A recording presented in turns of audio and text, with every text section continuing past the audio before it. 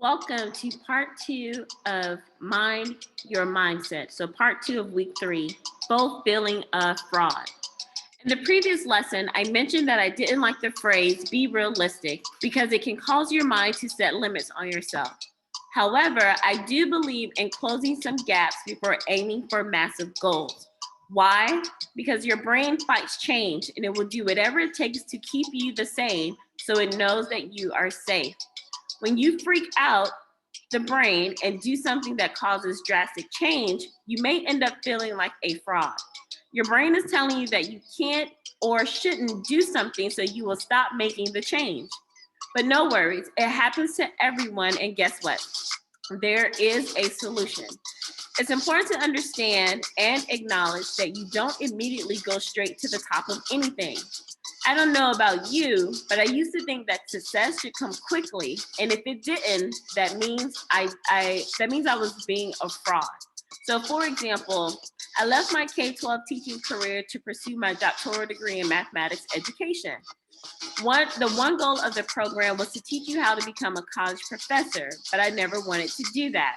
I thought being a professor was a glorified teacher. So a few years later, I ended up becoming a professor and I wasn't prepared. So my program really dropped the ball in that area. They said that's what they wanted, that's what the goal was, like to be us, live with us, because I went full time, but that was not the case. But then I also kept telling myself the story that I wasn't prepared. So although I applied for the position, I was offered the job, I still felt like I shouldn't have been there. So remember, I didn't want to be there in the first place, but I did have a change of heart. I was like, well, since I already had the job, I might as well become good at it.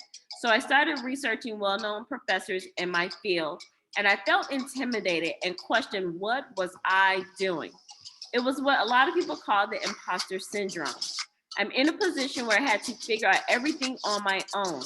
And since I had to do this and figure out what to do, and it was a struggle, I thought that meant that I was going to be found out. Like, wait a minute, you really weren't supposed to be here in the first place. This took a toll on my mindset for about 3 semesters, so for a year and a half until I had this mindset shift. I had to remember that no one was expecting me to be the top producing or high achieving professor my first few semesters there. And the same goes for you.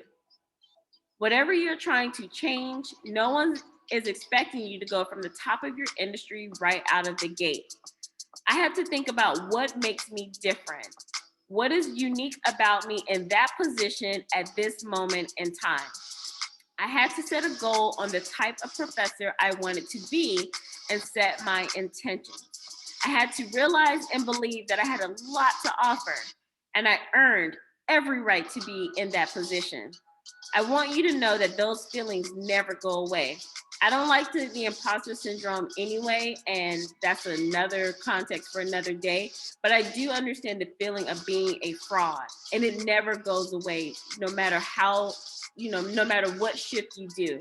As you elevate, your brain fights harder to close the door that will take you to the next level. This is why you need to strategies to mind your mindset. So guess what? That's what we're going to do. Your self-work. And I'm pretty sure you've done this or you wouldn't have tried to think about how to shift your mindset. Have you ever felt like a fraud? We all have. Now to fix that, list 10 reasons why you know you are not a fraud.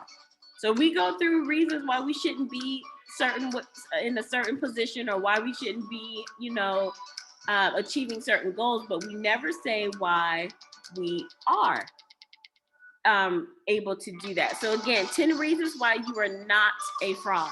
When you're finished, if you like, I would love for you to share them in the Facebook group. It's always a safe place for you to declare your superpowers. I can't wait to hear from you. Awesome. Happy writing.